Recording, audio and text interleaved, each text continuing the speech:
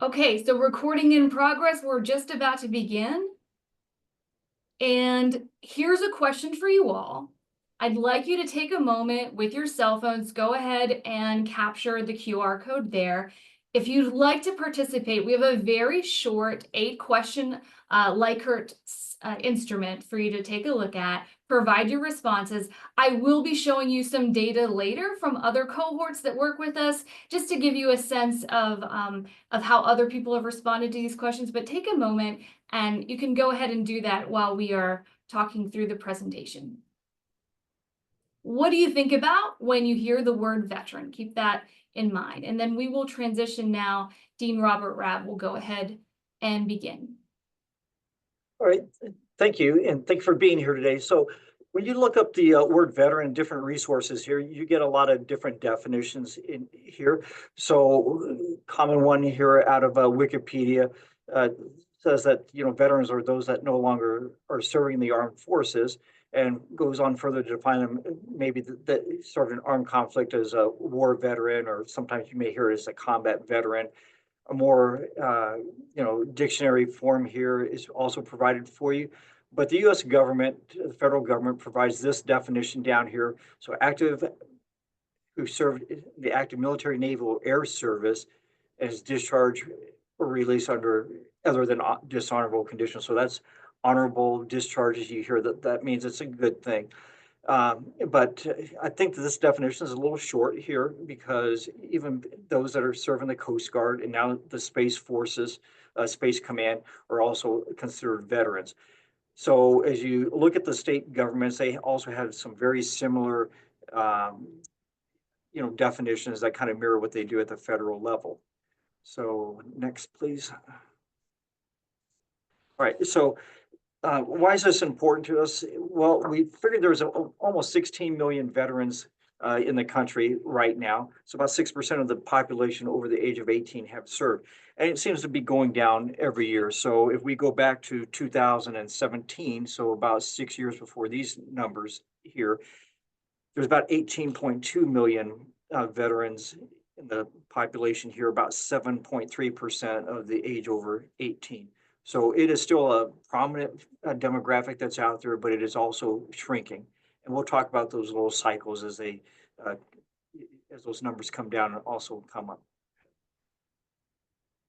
All right, so this is part of that cycle. And naturally, as you see, during times of conflict, we have these big spikes here on the US population that's somehow associated with the military. So 8.5% during World War II. You see it drops down quite considerably. During Vietnam, here about 2%. And this little round circle that I have there shows the change where it became an all volunteer military in 1973. We're down about 1%. So if you think about the US population, that we see 1% back then, and currently we're about 0.5%. So you think about 1 out of 200 people are on active military duty, and that's what we're seeing nowadays.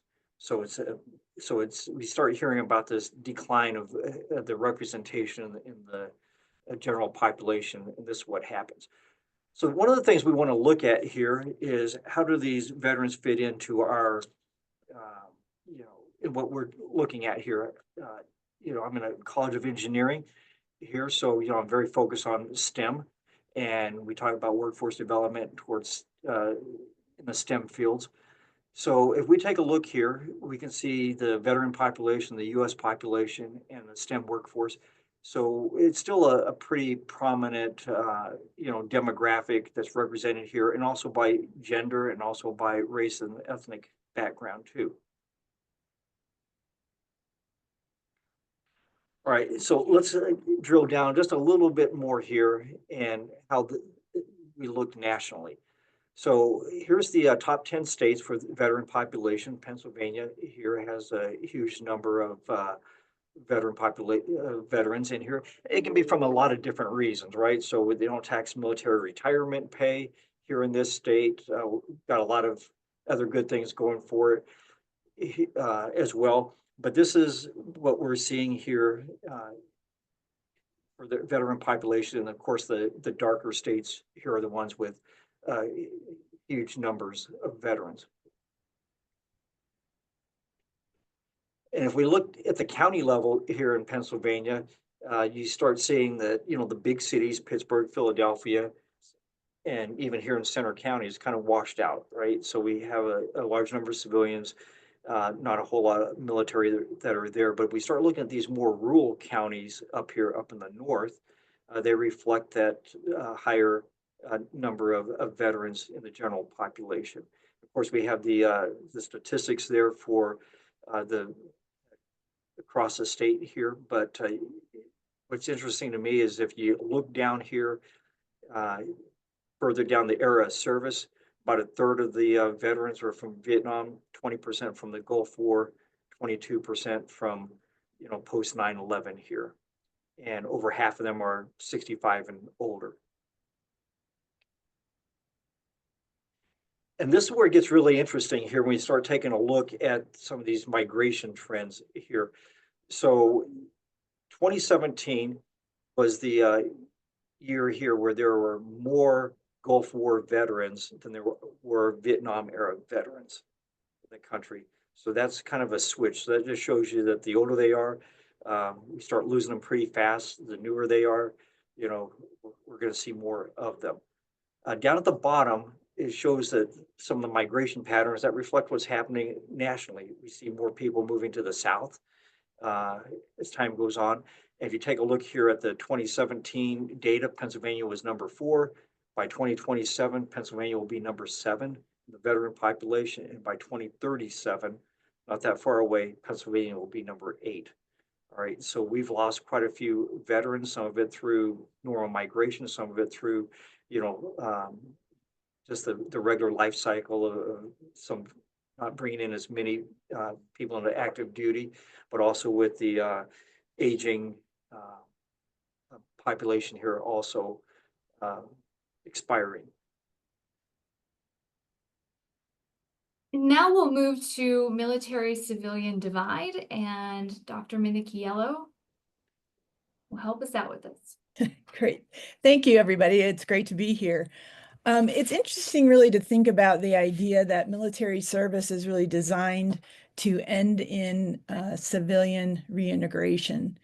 And in some ways, we're all really familiar with the idea of military service members returning home as veterans.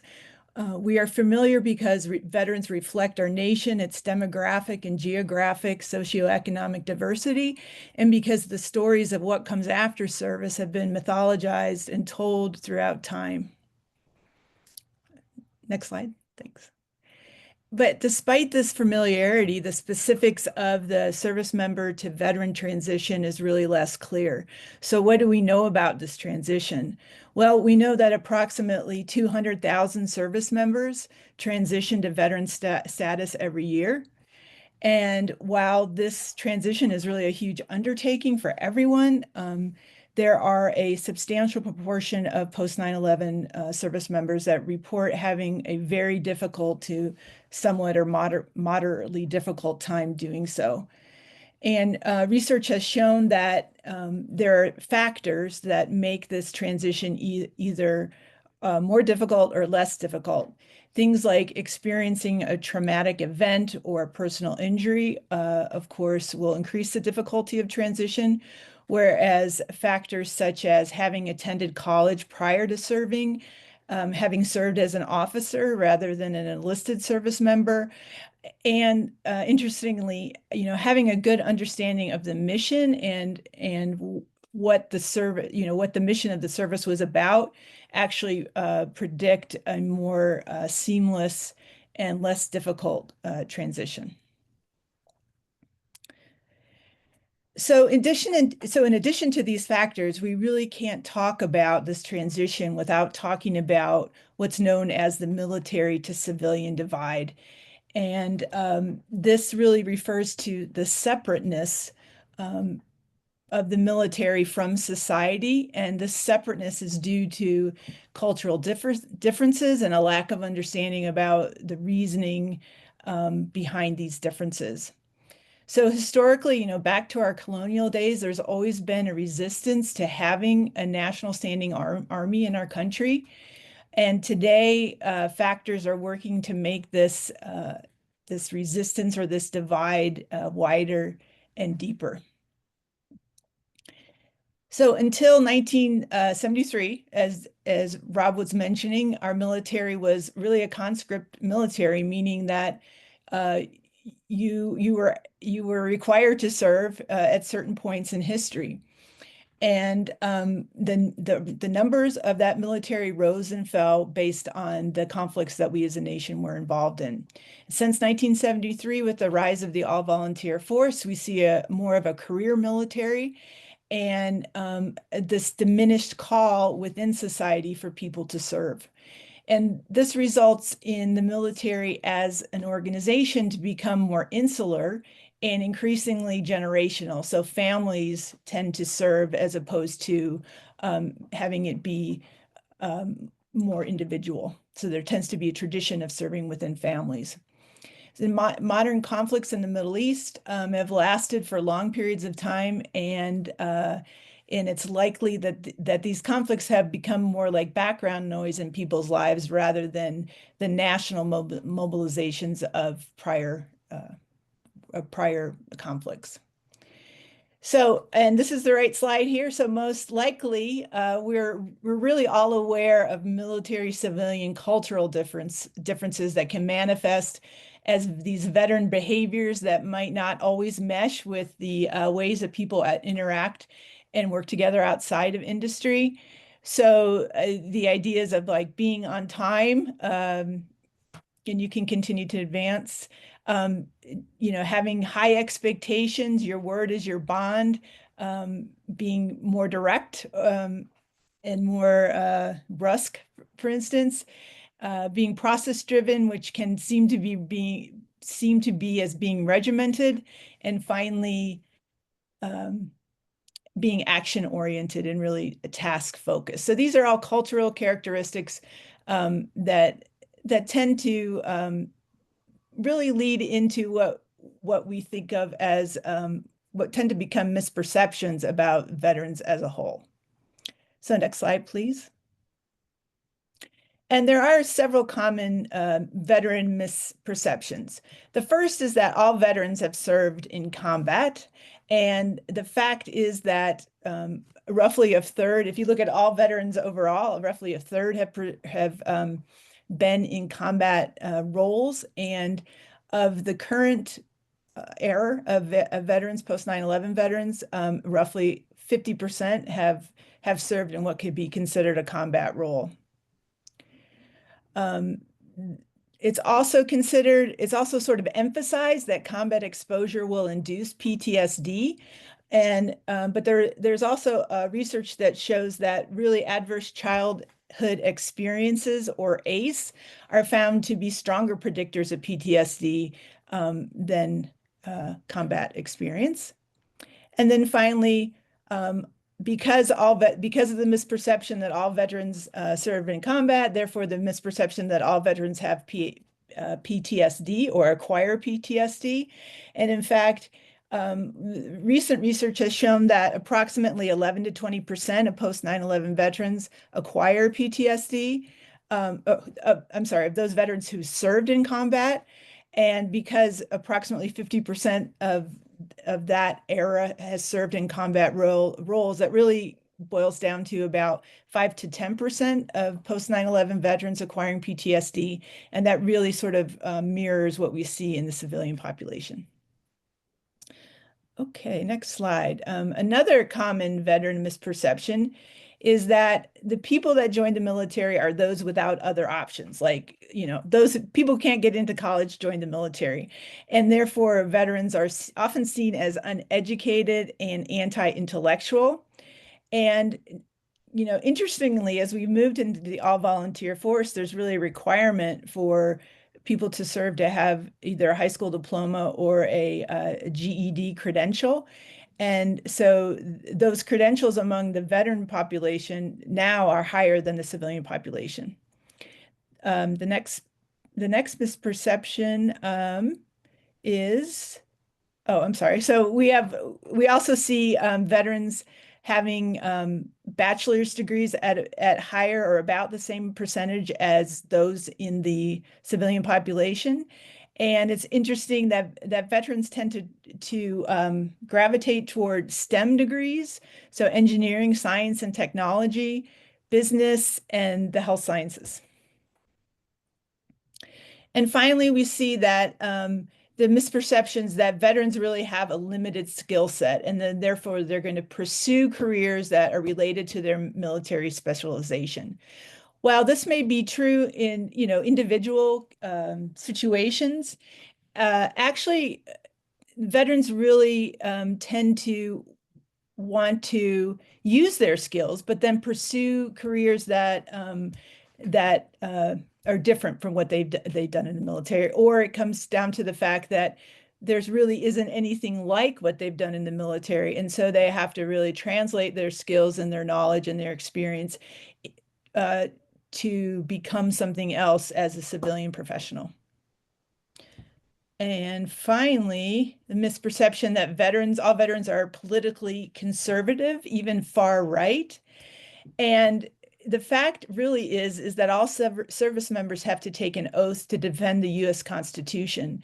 And so we really have to take an oath that we will be apolitical and defend the Constitution. And so that's where the allegiance lies. And finally, it's interesting just to note that there's roughly a 60-40 split between Republicans and Democrats, and with Black veterans leaning more toward the Democratic side. Thank you, Dr. Minicchiello. We'll transition now to just a few samples of the data that our team has been publishing and presenting over the last several years. And what you're seeing in front of you right now is kind of a Likert scale, just a distribution. What you're seeing are the 8 items that you may have clicked on with the QR code a little bit earlier. And just to see, like, what are people thinking, specifically college students thinking about veterans as they transition into the classroom? Where do some of these stereotypes land with them? And some interesting pieces here that we can pick out are that, this PTSD item here, it does have some resonance. That stereotype does pervade in the college student demographic here. We see some agreement there.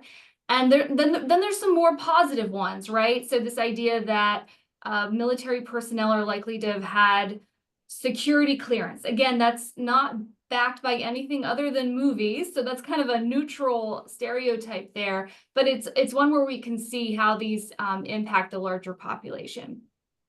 And you can see the education piece that Dr. Minicchiello talked about a little bit earlier. That was highlighted where students actually disagreed with that. So the younger folks, the younger generation, see veterans as potentially more educated than maybe some of the older generations do. And this was just 64 undergraduates. Again, this work is in development, but I wanted to give you guys a little bit of a taste of this. And then on a qualitative piece, in reflection questions, these were some of the items that undergraduates picked out. So you'll notice discipline, patriotism, the size of the words in the word cloud are indexed with how often they were repeated. But there's a lot of positive personality traits associated with veteran status among the younger generation. And then from a more recent publication, actually this one is coming out this summer, we took a much more robust Likert scale instrument, and we're looking at what kinds of demographic factors influenced individuals' responses to things like, for example, the PTSD item. And of course, Dr. Minicchiello has talked about that a little bit earlier, but what you'll see here is a multivariate linear regression model. These are just the results from this one item. And what we found were things like your level of proximity to a veteran. So we have first and second level proximity here corresponding with things like spouse, parent, child, and then second level proximity could be a grandparent. These are associated with disagreeing with the idea that veterans are more likely to have PTSD. We also noticed that things like intervention trainings, This one is green zone training, which is a known veteran allyship intervention. This did not have an effect one way or the other as to individuals' responses to the idea that veterans would be likelier to have PTSD. So this is very interesting. We see that proximity to a veteran can buffer some of these stereotypes. And if you're interested in these publications, we do have a list of references at the end.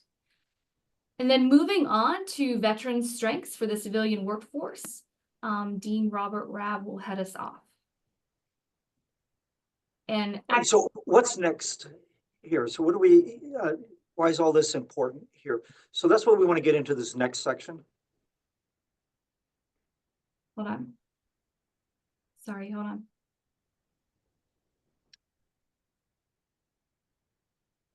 So we want to ask, what strengths do veterans gain during military service? If you have some ideas, you can certainly, put them in the chat right there, but I'm going to go over a few of those in the next couple of slides here. All right, so one of the things that we've seen out there quite a bit is the demand for STEM degrees. So there's been a big emphasis on this with federal government, state governments, that we need more students in the STEM pipeline. And I think, all of us agree here that, the veterans are well, postured to enter in the STEM fields. So some of the reasons is that, the military helps people develop some good habits and mindsets. We come from the military where it's always about what can I do next here. We talk about improving our foxhole. We have a foxhole, we have, something that's going to meet our needs, but what can we do to it every day to make it better here? So those are the types of things that the civilian employers like. They like the initiative that the veterans bring to the workforce. And lots of times, that back up, please. So lots of times they will also, bring some of these habits that they have from the military, like get up early, get the work done, beat the heat, all that type of stuff into what they want to do. So they'd like to, tackle a project and do their work, with all the energy that they have and get done with it. And when we see what's happening to military connected undergraduates, a good number of them are entering the STEM fields anyway. All right, so part of their strength comes down to that mission-driven approach in here. So there's always, like management by objective. It's not a matter of management by time. It's a matter of getting things accomplished that need to be done. So task-oriented thinking here, being efficient, being very clear in the communication, having the details that are necessary in there, and taking that responsibility. So if you think about the way the military works with a lot of their things, it's very little passive voice.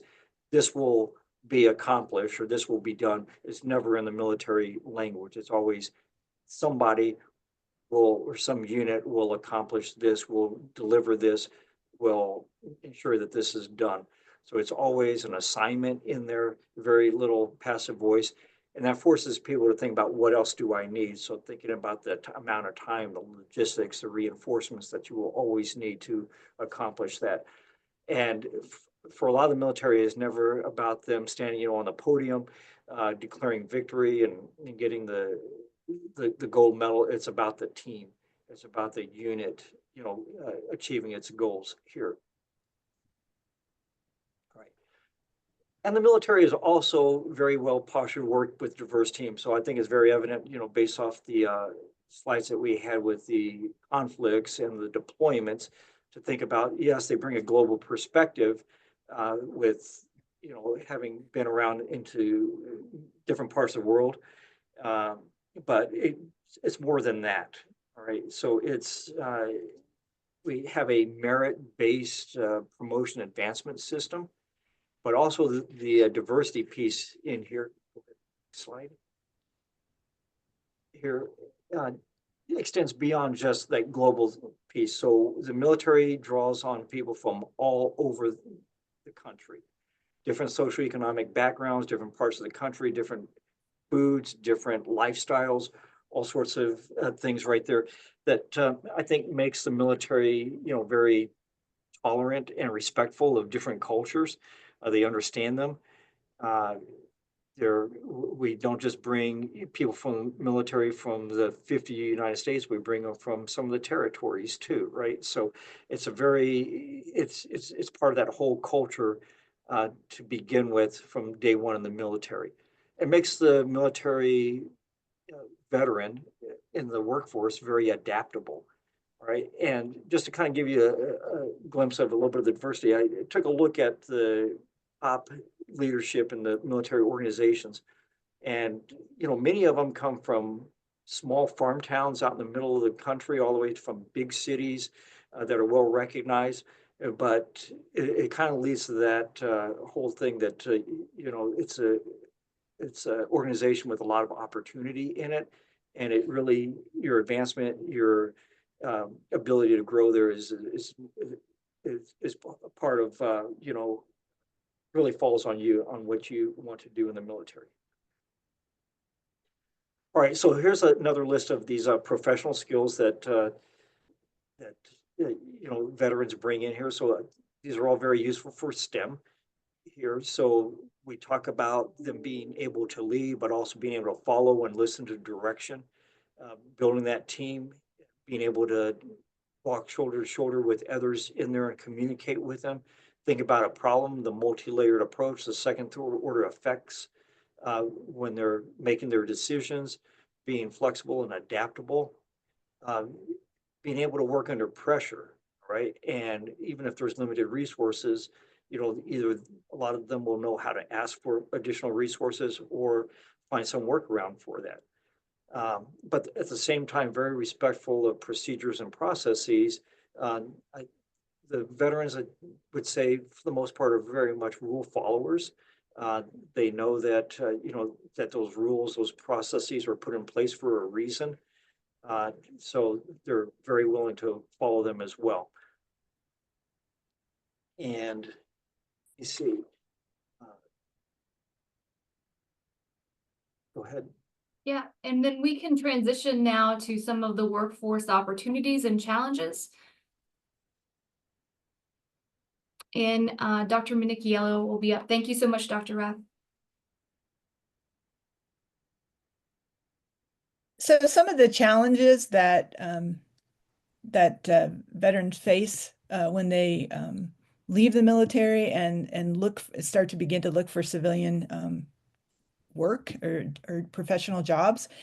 The military is always, it gives you, when you're serving, it gives you that sense of purpose. Your place in a hierarchy because based on your rank and your role. The unit becomes your family, especially if you're stationed abroad. So there's a camaraderie and support that you gain from the others that you serve with. And of course, shared hardship will reinforce those strong interconnected bonds. And so when a service member leaves, they leave this behind. And while they're reunited with their family and there are many positives of coming out of the military. You've been separated from your family and you reunite with them. The question becomes, where do you find these things in the civilian workforce and in academic institutions? And so there's really this gap that many veterans are looking to fill when they leave the military. Okay. Next slide. And so then there's also, there's the loss, but then there's also the integration into the civilian workforce. So unfortunately, although, there's many programs to kind of combat this, but service members tend to be underprepared. I know certainly in my time when I left the military, underprepared for what it was going to be like when you leave and you start to look for civilian jobs. And so there's that sort of, you work, and then, okay, one day I sign out and I'm out. And then it's like, okay, now what do I do? And so the federal government and the military is really trying to put programs in place to like SkillBridge and things to help service members be able to think about their transition and think about who they want to become once they get out of the military sooner rather than later. The idea that as you transition from your military role into a civilian role, you really need to translate. You need to translate for civilian employers what it was that you did. You can't just say I was a 15 Alpha or spout off your military occupational specialty, but you have to really explain what you did, what you were in charge of, the amount of money, the amount of people, the levels of responsibility, and the skills and the experiences that you have so that you can fit into these job postings and job descriptions that civilian employers are looking for. There's a tendency for, I'm sorry, you can go back just one more. There's a tendency for veterans on their first jobs to get employed very quickly because of the professional skills that Rob was mentioning, but then they they potentially can get a job very quickly, but it's a job where they feel they haven't had the time, so they feel unfulfilled, and so a lot of times they feel underemployed in those early jobs rather than having trouble getting to getting that first job. And of course, there's a problem with underemployment, and that causes a lot of veterans to leave their first jobs. And so really, again, going back to the idea that it's very important for veterans to service members to think about and have time to think about and translate what they've done in the military into who they want to become in the civilian workforce. So all of this, on these last two slides, all of this boils down to something called transition stress. And there's research that shows that transition stress is sort of the looming problem for veterans in and amongst other issues, but when they reintegrate into the civilian society and workforce. Okay, next slide. So it's not just the workforce that veterans have to reintegrate into. It's interesting that both the VA and higher education are institutions that the U.S. has put in place to actually have a mission to support this veteran reintegration. And so a lot of veterans on their journey to find out who they're going to be in the civilian world end up in higher education. And so there's a significant increasing amount of research looking at student veterans, and in my field in particular, in engineering education, that's one of the things I research. What are the experience of military connected students in undergraduate engineering education, in undergraduate engineering programs, and some of the things that have been reported of student veterans feeling alone, misunderstood, underappreciated, or not respected for their military service, and this leads them to either not want to identify and be invisible, or if they do identify, to be like the only one and to be tokenized. So this leads to feelings of isolation and alienation on campus, and it becomes a true factor that results in a feeling of a lack of belonging on campus, which leads to imposter syndrome.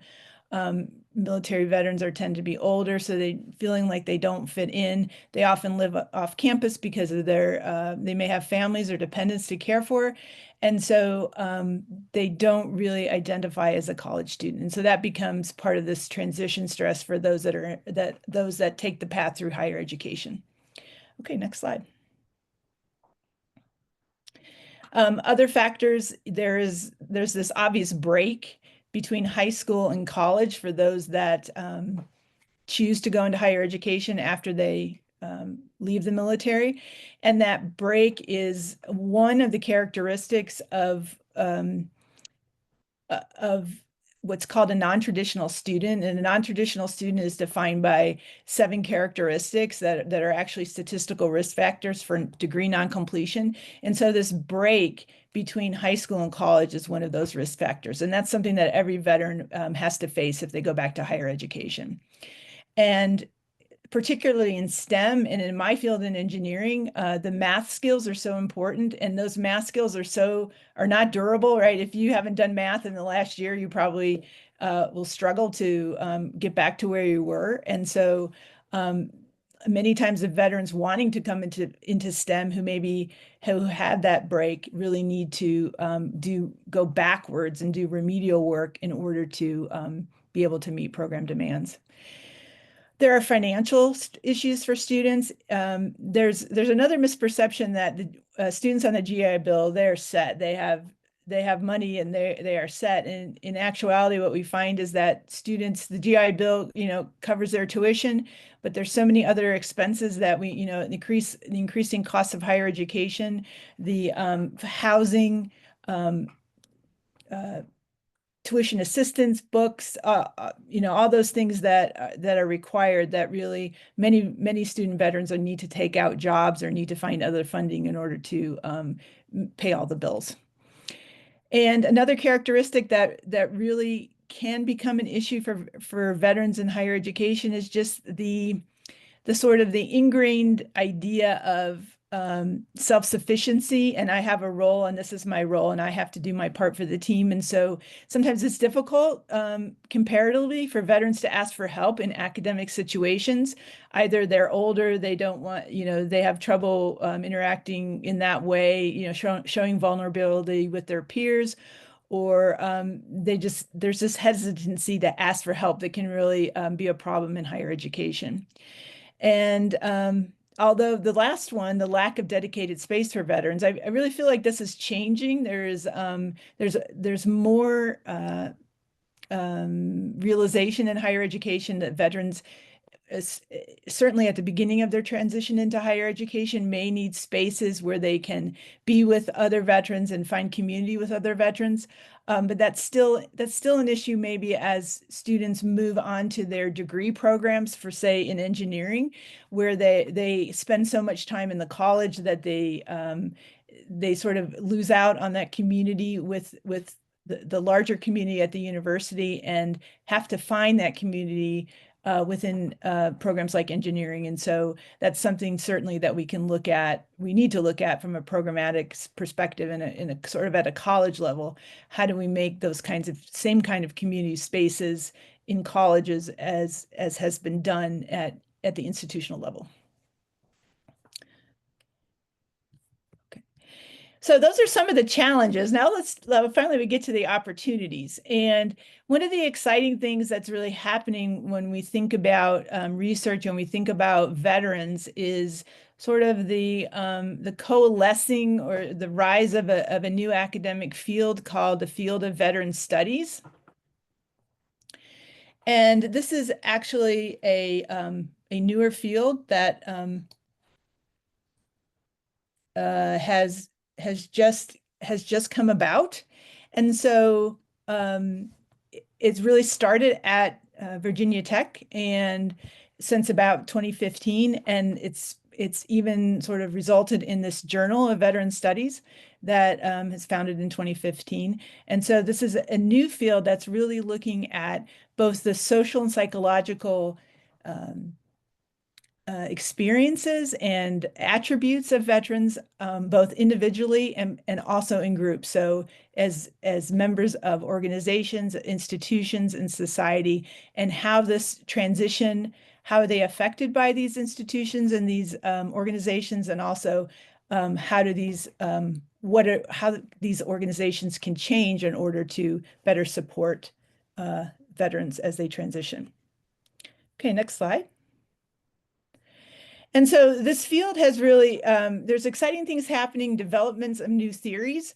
So the three theories that I've run into in my work: veteran critical theory, military transition theory, and veteran peoplehood. They're all relatively recent, that are kind of taking a different approach, not looking at veterans from a deficit perspective, but looking at what are the institutional structures, how are these structures built, and how can we manipulate or change the structures in order to better suit veterans' needs. So veteran critical theory is the first one. It's really rather interesting. It's based off of other critical theories from other fields, and it really focuses on those structural impediments, those structural oppression for student veterans in education, and how can we make changes in a system that was really designed for the young, traditional civilian type of student. Military transition theory is another theory that really looks at transition as a three-step process, and it really focuses on the specific challenges that veterans face as they transition. So a lot of the things that we've been talking about today, but it really can be used as a framework, and it's kind of an advancement over previous theory that has previous transition theory that is often used in veteran to look at veteran experiences, but that really isn't tuned to the veteran experience. So this military transition theory, and I'm thinking of Schlossberg theory, Schlossberg's transition theory. So military transition theory really takes that idea, but specifically puts it into a veteran context. And finally, veteran peoplehood. This is really an interesting framework. It's a model that really seeks to break down this misunderstanding between, the military-civilian divide, the misunderstanding between military culture and sort of what goes on in civilian society.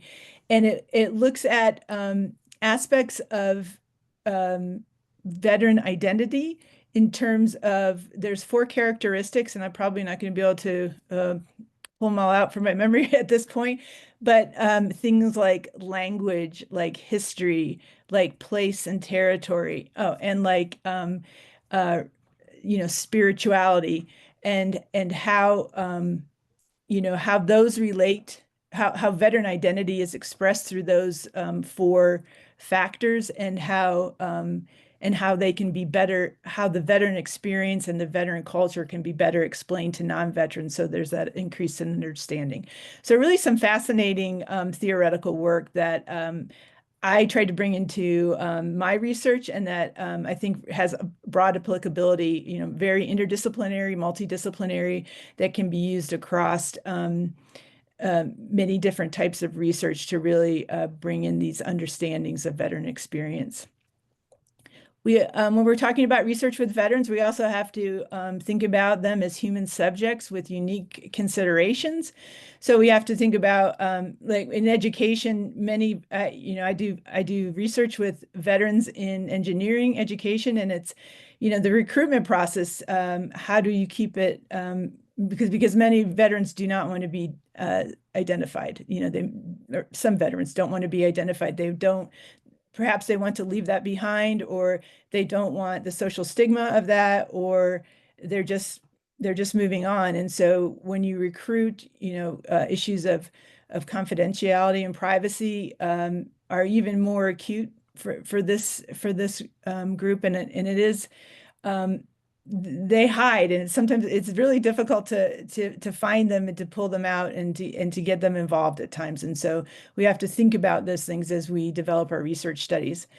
And finally, as we incorporate them into larger clinical designs, there is the idea, and it's also true, I don't know if it comes from, but it's certainly related to what we see in disability studies, where nothing about us without us, that veterans experience is so unique that veterans really need to be a part of the research designs from the outset, even as far as, having veteran informants with, as you're developing the design, in order to make sure that the research is properly serving this population.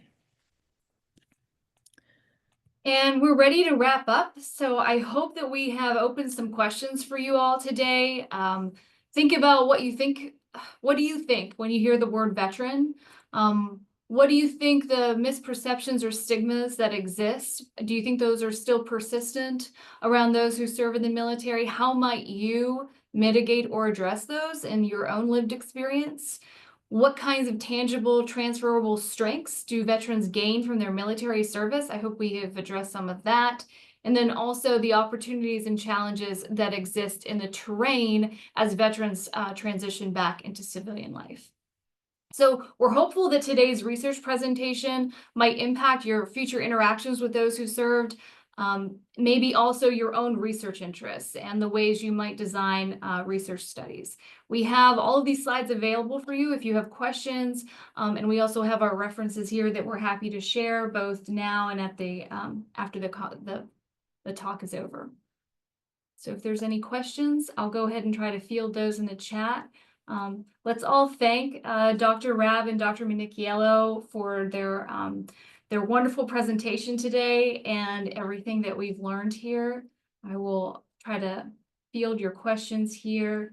Yes, Christy is asking about the clearinghouse for military family readiness. Hi, Christy. Yes, we have actually cited some of Danny Perkins' work, specifically regarding the ACE factors as being stronger predictors for PTSD. This was a wonderful it's like a meta research project that his team put together, and it's been replicated by other researchers. So it's really fascinating, that nuance, so important. Thank you for bringing that up. Sure. I'll just real quickly welcome you all to look at the website I shared in the chat. We have done a longitudinal study of about 10,000 veterans, and it's been ongoing since 2016. So we are happy to partner with any of you all to kind of understand the space better, share our findings.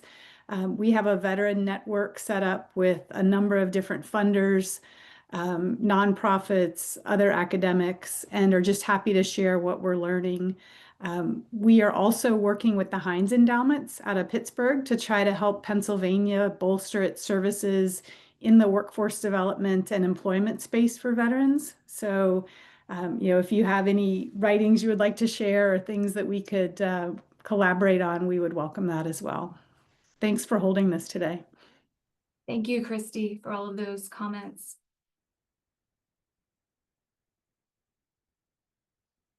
Yeah, we would be happy to share some of our work, Christy, with your team and with the clearinghouse.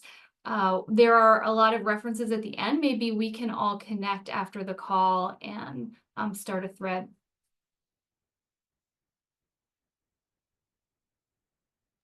That would be great. I'll stay on. Are there any other questions for our presenters today? Feel free to unmute, ask your questions, or you can type it in the chat. We're monitoring that as well.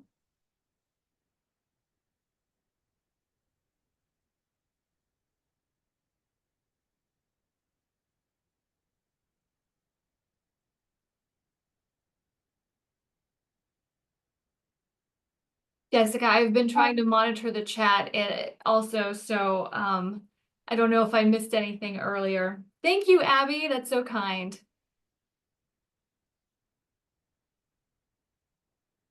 So if no one has any additional questions, I just want to thank our presenters today for kind of last minute jumping in to fill this April slot for the TSS seminar. I also want to let everybody know that our next seminar is going to be May 22nd, and it's going to be titled Coaching, Leadership, and Translational Science. So we're going to have a certified life coach present this information. It's someone that we use here at Penn State. So I think it'll be a really interesting presentation. So please keep your eye out in the CTSI newsletter for information on how to register for our next session.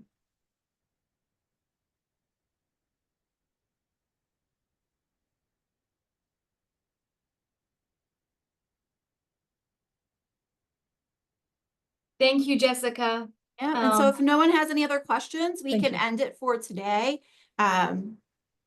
We'll hopefully be able to share the slides with the participants, and you will get a survey to answer some questions about what you've learned today. So we do ask you to please complete that just for quality assurance and to make improvements to our series.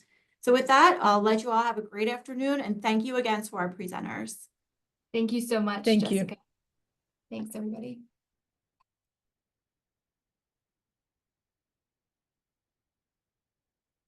Since this is recorded, Christy, I'll go ahead and reach out over email if you're okay with that.